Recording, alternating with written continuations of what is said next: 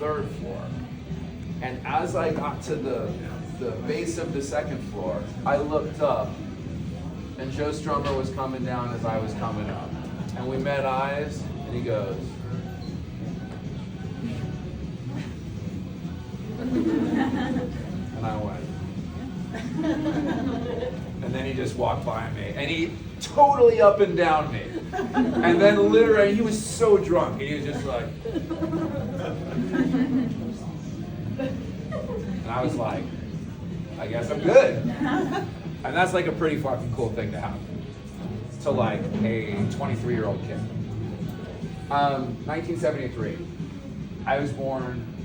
DJ Kool Herc was DJing at the projects in the South Bronx, completely known as the birth of hip hop. Kool Herc, a DJ, guy from Jamaica with a sound system. He's creating hip hop by playing records and break beats, as we call them, spinning records at a house party and a party in the park in the projects.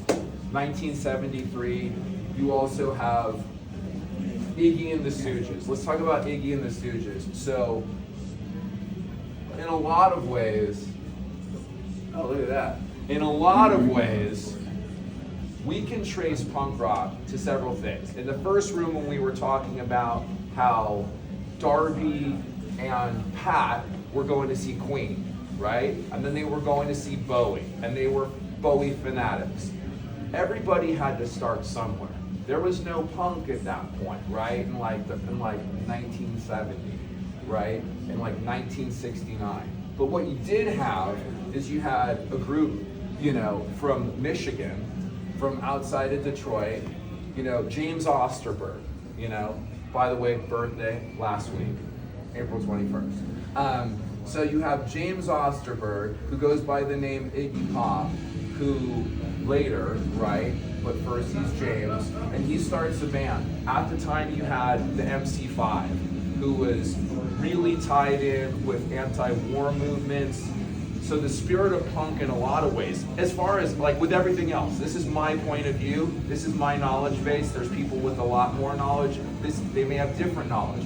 My understanding is that when you had John Sinclair, and you had these sort of political movements, and you had the yippies, and you had people that were like 68 Democratic National Convention, riots, you had political unrest in the United States when people were not staring at their phones and lulled into complacency, and they were rioting in the streets and they were protesting and they were like, fuck this, fuck the system. You had the MC5, who is this group who had afros, who like affiliated with that. They were connected to the White Panther Party, which were basically talking about people's liberation. And the MC5 were a group from Motor City, right? Detroit, who were playing loud, fast, brash rock and roll. Wayne Kramer, guitar player, kind of one of the proto-punks, as we call it, because they laid the foundation. Also